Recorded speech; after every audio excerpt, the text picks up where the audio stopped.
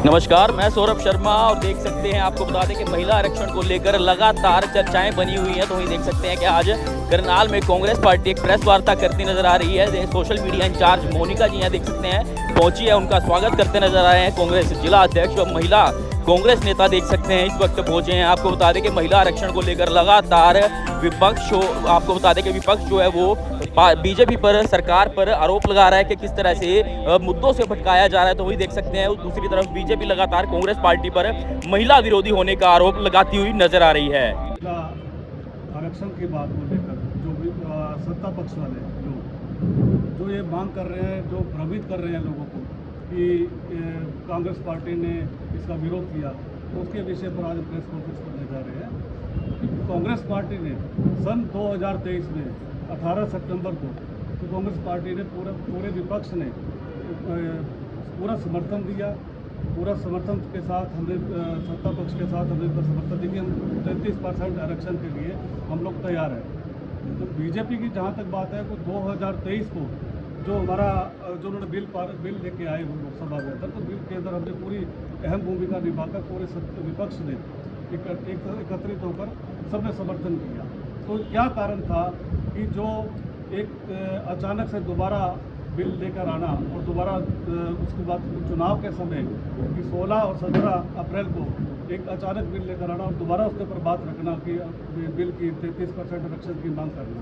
तो हमने तो पहले इसको पारित करने की हामी भरी हुई है कि हम 33% आरक्षण के लिए हम लोग तैयार हैं।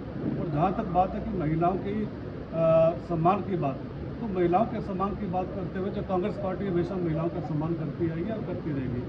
सन 1931 के अंदर जब मोतीलाल नेहरू जी ने इस महिला आरक्षण की बात को उस भी रखा था, तो उसके बाद हमारे जो कांग्रेस पार्टी ने महिला कांग्रेस की अध्यक्ष भी बनाई, प्रधानमंत्री महिला दी, राष्ट्रपति महिला, पहली राष्ट्रपति महिला दी, हमारे जो हरियाणा की जो प्रधान है वो भी महिला प्रधान रही। तो हमने कई अहम मुद्दे पर महिलाओं को जो दिया, उनको पूरा मान सम्मान दिया। तो हमारे बीच में आज हमारे आदरणीय हमारी बहन मोनिका जी हमारे बीच में हैं। हमारे बीच में हमारी महिला जो चुनाव लड़ चुके हैं, उनसे हमारी नवजोत कश्यप जी हैं और हमारे AIBC से हमारे टीना अरोड़ा जी हैं, मैडम सुषमा जी हैं, मधु जी है और हमारी सारी समस्त कार्यकारिणी हमारे बीच में बैठी है। अपने अपने संबंधित जिला में एक प्रेस कॉन्फ्रेंस को संबोधित कर रहे हैं। कल पूरे स्टेट लेवल पर होगा ये, और कल हमारा प्रदर्शन भी हुआ महिला कांग्रेस के द्वारा, और भी उसके बाद प्रियंका जी ने अपनी बात रखी, सुप्रिया जी ने अपनी बात रखी। तो आज हमारे जिलाध्यक्ष ये चीज़ें आपको क्लियर काफ़ी हद तक उन्होंने की है और काफ़ी हद तक वो आज करेंगे ये आप लोगों को क्लियर। और महिला आरक्षण बिल पास हो चुका था, सब कुछ सिस्टम से चल रहा था। ये इन्होंने बीच में एक आडंबर जो रचा वो उनका कल धराशाही हुआ है। जो घड़ियाली आंसू हमारे प्रधानमंत्री जी ने अपने कल दिखाए, वो सबके सामने है, जो कि बिल्कुल कहीं भी उनका इस बातों का कोई वजूद ही नहीं है। जो उन्होंने एजेंडा कल शुरू किया कि कांग्रेस महिला विरोधी है, सबसे बड़ा झूठ तो उन्होंने ये फैलाने की कोशिश की, जो सबसे ज़्यादा मुंह के बल वो गिरे। उसके बाद मैं माननीय अपने अध्यक्ष जी से बोलूँगी कि आप इस चीज़ को, जैसे आपको आज आदेश है पार्टी की तरफ से, आप अपनी प्रेस कॉन्फ्रेंस कंटिन्यू। देखिए, कांग्रेस पार्टी ने 2023 में, जैसा कि मैंने बताया, कि नारी वंदन आरक्षण सम्मान योजना का समर्थन किया और पूरे बिल को हमने पास करने के लिए 2024 में जब चुनाव हुए तो इस बिल को उन्होंने क्यों नहीं लागू किया। और जहाँ तक बात है कि ये बिल कब आया, कब इसकी अधिसूचना तक जारी नहीं की गई, अब अचानक फिर चुनाव आए तो 11/4/2026 को विशेष सत्र बुलाकर 16-17 तारीख को 2023 में बिल को फिर संविधान संशोधन के लिए तो दोबारा परिसीमन करने के लिए 850 सीटों के लिए दोबारा इनको 33% आरक्षण देने की मांग रखी गई, क्योंकि जो कि बिल्कुल गलत है।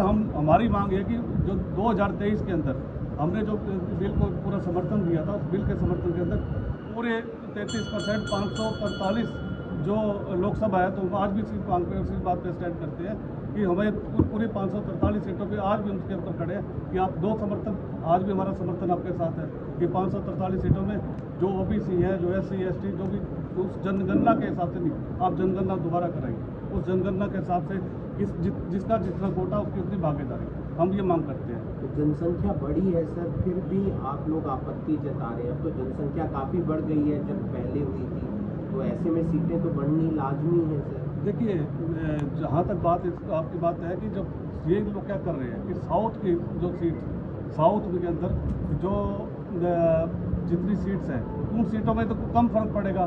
जो नॉर्थ की सीटें हैं जहाँ पर इनका वर्चस्व है, जहाँ पर इनकी सरकारें हैं, वहाँ पर 80 की जगह 120 सीटें बना रहे हैं। और जहाँ पर राजस्थान की बात करें, राजस्थान में भी सीटें इन्होंने डबल कर दी, यूपी में डबल कर दी, जहाँ जहाँ इनका वर्चस्व है। जहाँ तक इनकी बात करें, इस 18 राज्यों के अंदर इनकी सरकार है, 18 राज्यों के अंदर इन्होंने एक मुख्यमंत्री दिया महिला कांग्रेस। कहाँ ये सम्मान करते हैं? महिलाओं का सम्मान कहाँ है? तो महिलाओं की बात करते हैं तो महिलाओं को सम्मान देने की बात भी करें, उनको सम्मान उनका हक बनता है उनको हक देने की बात करें, ना कि जनता को भ्रमित करने की बात करें। 2011 में महिला कानून ये बन चुका है, उसके बाद 2023 में महिला कानून ये बन चुका है, उसके बाद भी कहीं ना कहीं लगता है कि जिस तरह से सब कुछ चल रहा है अब, क्योंकि सरकार ने भी कांग्रेस जो है वो लगातार कह रही है कि जो 2023 में जो बातें थी उन पर हम आज भी स्टैंड करते हैं। 2011 की जनगणना को लेकर ये जो है आरक्षण लागू किया जाए, हम आपके साथ खड़े हैं। बिल्कुल, हम आज भी वही बात कर रहे हैं कि हमारा 33% आरक्षण की बात है कि 543 सीटों के ऊपर पूरे विपक्ष ने, सभी पार्टियों ने इस बात को सहमति जताई कि हम आज भी इस बात को करते हैं 543 जो सीटों के उसके ऊपर 33% आरक्षण आज की डेट में भी कर दो, हम आपके साथ खड़े हैं। चाहे कांग्रेस हो या बीजेपी हो, अपनी अपनी पार्टी से क्यों नहीं शुरुआत कर देती कि 33% हमारी पार्टी से टिकट जो है लोकसभा, विधानसभा, राज्यसभा में महिलाओं को देंगे? आरक्षण की जरूरत। बड़ा उदाहरण ये मेयर चुनाव है, कांग्रेस ने 2 महिलाओं को टिकट दिया। 4 से 5 राज्यों में चुनाव है, आपको लगता है कि जैसे चुनावों में कुछ इम्पैक्ट पड़ेगा, इस मुद्दे को लाया गया है तो उसको जानबूझकर देखिए, जब चुनाव की बात आती है, अब कोलकाता में चुनाव है, वेस्ट बंगाल और स्टेट में चुनाव भी है, तो उस चुनावों को देखते हुए इन्होंने क्या किया कि इस जब भी कोई बात आती है तो ये उस टाइम की बात क्यों नहीं करते कि जब इन्होंने महंगाई के ऊपर बात क्यों नहीं करते, और ये उस मुद्दों के ऊपर बात क्यों नहीं करते, बेरोजगार के ऊपर बात क्यों नहीं करते, पुलवामा के बात क्यों नहीं करते। तो इन सब मुद्दों को भटकाने के लिए, जनता को भ्रमित करने के लिए इन लोगों का हमेशा काम रहा है कि जब इलेक्शन आते हैं तभी ये कोई ना कोई बात रख देते हैं। तो हमारे बीच में आरोप जो लग रहे हैं कांग्रेस पे, सबसे पहले मैं कहूँगी ये आरोप गलत है। मैं आप मीडिया कर्मियों के द्वारा सब देशवासियों को संदेश देना चाहूँगी कि महिलाओं के हकों की बात तो कांग्रेस पार्टी शुरू से करती रही है।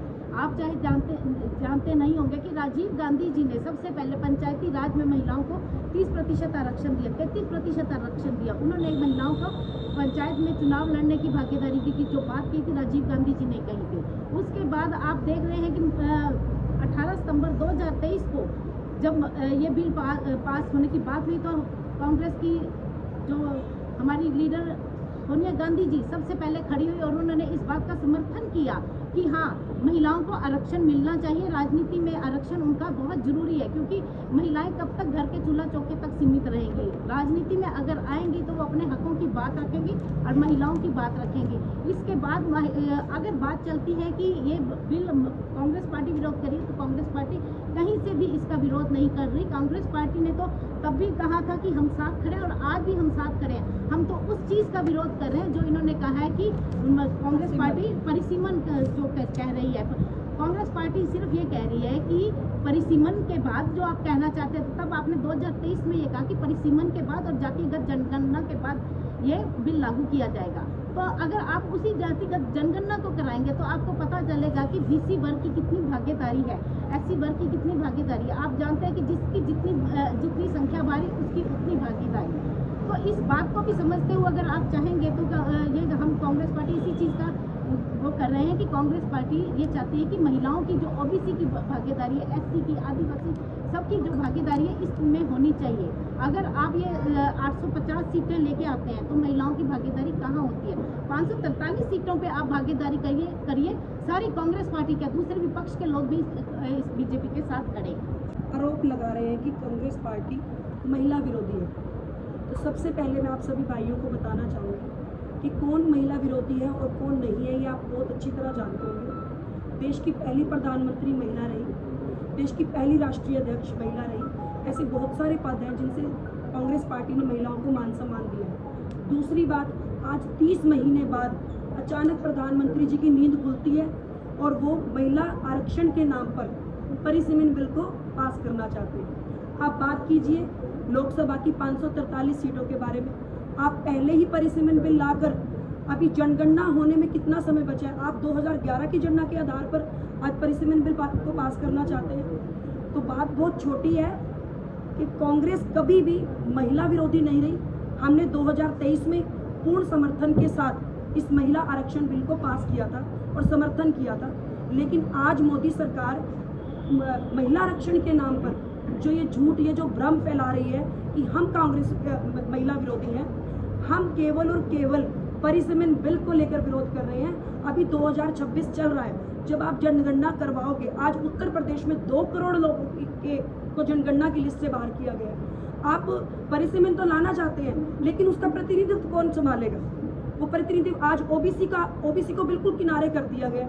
आप जरा धरातल स्तर की अगर बात करें तो ज़्यादा से ज़्यादा भागीदारी जिस भी जाति की रही है, चाहे वो एससी है, चाहे वो आदिवासी हैं, जो भी है, इनका आधार बहुत ज़्यादा हद तक रहा है और आज इस महिला आरक्षण में उनकी भागीदारी बिल्कुल शून्य कर दी हुई है। तो मैं मोदी जी को आप लोगों के माध्यम से कहना चाहती हूँ, बचे सोशल मीडिया के माध्यम से, मीडिया के माध्यम से जो ये झूठ और भ्रम जनता के बीच फैला रहे हैं, उससे बचे। सच को तथ्यों के साथ जाने, खुद से आगे आए, अपनी जानकारियों को दुरुस्त करें। सोशल मीडिया के माध्यम से, मीडिया के माध्यम से सही सूचना सही वक्त आगे तक पहुंचे। धन्यवाद। होगी। महिला आरक्षण को लेकर लगातार चर्चाएं बनी हुई हैं। लगातार आपको बता दें कि जो महिला आरक्षण को लेकर पार्लियामेंट में कहीं ना कहीं विपक्ष ने इसका विरोध किया, तो लगातार आपको बता दें कि बीजेपी लगातार कांग्रेस पार्टी और अन्य विपक्षी दलों पर आरोप लगाते नजर आ रहे हैं कि महिला विरोधी हैं। लेकिन आपको बता दें कि कांग्रेस पार्टी भी आज प्रेस वार्ता करती नजर आ रही है, ना सिर्फ करनाल में बल्कि अपने अपने कार्यालयों में स्टेट के या फिर स्टेट लेवल पर जो है प्रेस वार्ता करती नजर आ रही है, जिसमें लगातार कांग्रेस पार्टी का साफ तौर पर कहना है कि किस तरह से बीजेपी जो है वो लोगों को भ्रमित कर रही है, बाकी मुद्दों से भटकाकर। कहीं ना कहीं आपको बता दें कि कांग्रेस का साफ तौर पर कहना है कि वो महिला विरोध में बिल्कुल भी नहीं है, ना ही इस आरक्षण के विरोध में है। जो साफ तौर पर कह रहे हैं कि 543 जो सीटें हैं उनमें महिलाओं को 33% जो आरक्षण है वो दिया जाए। आपको बता दें कि 2023 सितंबर 2023 में जो बिल लाया गया था उसके समर्थन में कांग्रेस पार्टी थी, कानून बन चुका है और आज भी कांग्रेस पार्टी साफ तौर पर कह रही है कि जो 2023 में आरक्षण बिल, महिला आरक्षण बिल लाया गया था वो ही लागू किया जाए। हम पूरी तरह से, हम और बाकी जो विपक्षी पार्टियां हैं, हम समर्थन में। हालांकि आपको बता दें कि 2011 की जनगणना है उसके आधार पर ये जो महिला आरक्षण जो है वो लाया जा रहा है। मैं सौरभ शर्मा, वतन के सिपाही समाचार, करनाल।